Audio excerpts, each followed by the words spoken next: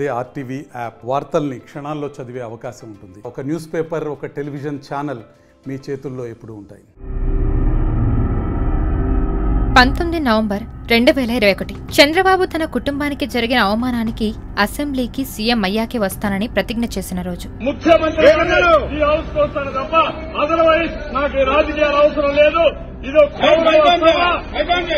ఇది గౌరవ సభ కాదు.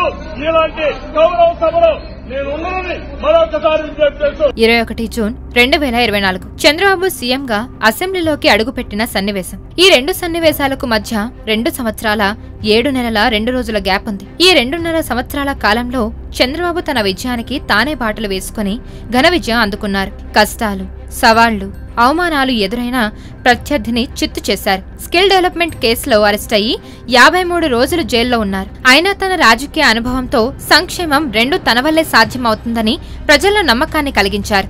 అనేక సభలు, దీక్షలతో వైసీపీ ప్రభుత్వం వైఫల్యాలను ప్రజల్లోకి బలంగా తీసుకెళ్లారు.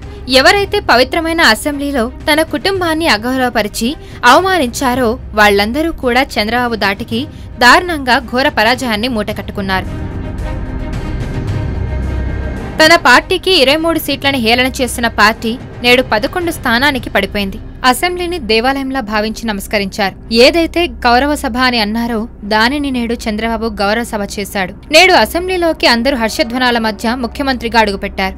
మంత్రుల ప్రమాణం తర్వాత కూటమి ఎమ్మెల్యేలతో ప్రమాణం చేయించకుండా ప్రతిపక్ష హోదా కూడా లేని జగన్ కి గౌరవాన్ని ఇచ్చి ప్రమాణం చేయించారు. చంద్రబాబు అసెంబ్లీని గౌరవ సభగా మార్చారు. నారా భువనేశ్వరి తొలి రోజు అసెంబ్లీ సందర్భంగా నిజం గెలిచింది అని ఎక్స్ వేదికగా నాడు చంద్రబాబు చేసిన శపథాన్ని పోస్ట్ చేశారు.